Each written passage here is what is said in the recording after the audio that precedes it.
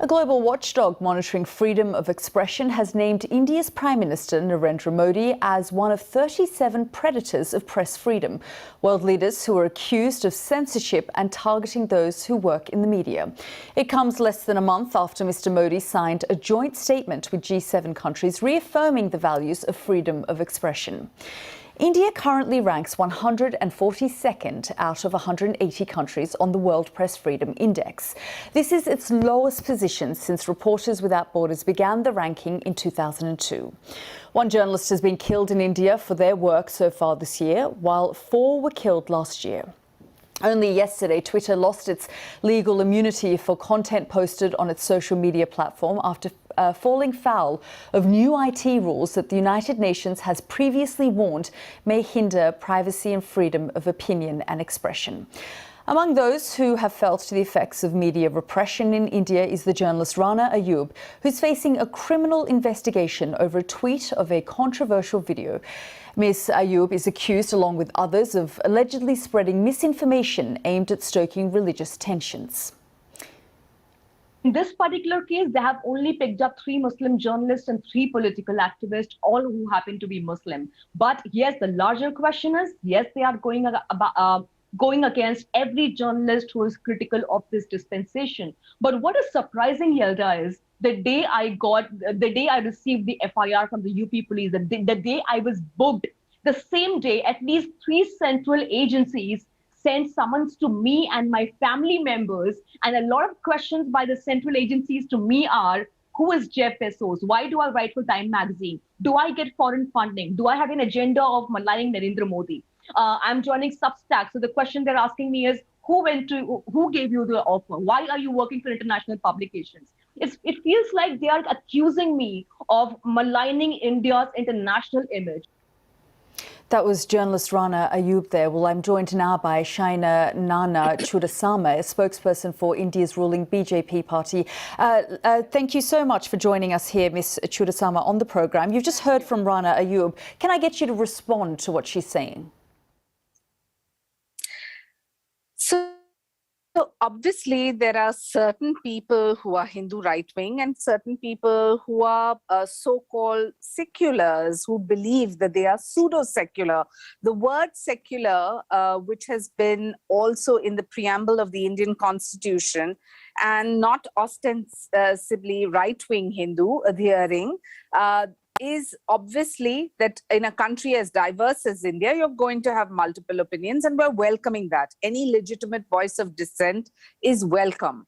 But if you have an amalgamation of press which has an agenda and is trying to pretend to be of a particular community or religious belief, as Ms. Ayub and the others have, and if their intent is to indicate some kind of discomfort in our country, which is secular in nature, then I think it is absolutely right for the government of the day to act. And what have we acted on? A fake video which talked about a Muslim man who was not targeted for saying something which he did not say. Ms. Chudasama, I'm just going to interrupt there because I asked Rana Ayub about that video and the accusation that the video is not what she says it is.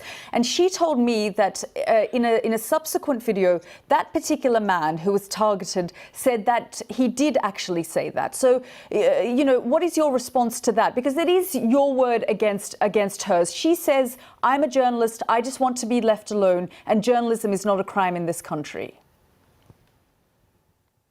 Absolutely welcome to be a journalist of repute. But if you're going to be a journalist who is a part of a misinformation campaign, part of a media and journalistic contribution only being to make India a communal hub, which we are not, then I think that the government of the day has every right to scrutinize extremely divisive, derogatory speech, which constitute disinformation and enable the media to achieve only what they want, which is sensationalism. But Please understand that Prime Minister Modi, to neutralize the media... India is the largest democracy in the world. If you look at your constitution, Article 19 of India's constitution implicitly mentions freedom of press and allows a journalist or media outlet to cover any story and bring it to audiences without impacting the national security of the country. Does Rana Ayoub not have the right to share a video? She says she's being targeted because she's a Muslim,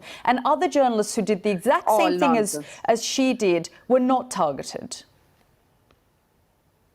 Look, please don't play the victim card when you're a package of disinformation. These hate campaigns on social media, what does it do to the secular fabric of India? If you have a campaign which is routinely includes, a journalist reporting something which is factual, please go ahead and do it. But the ideology that we are some kind of a spawned Hindu nation where Prime Minister Modi is some kind of a megalomaniac is factually incorrect. Because Ms. Chudasama, we're just short on time, so I just want to ask you one more question.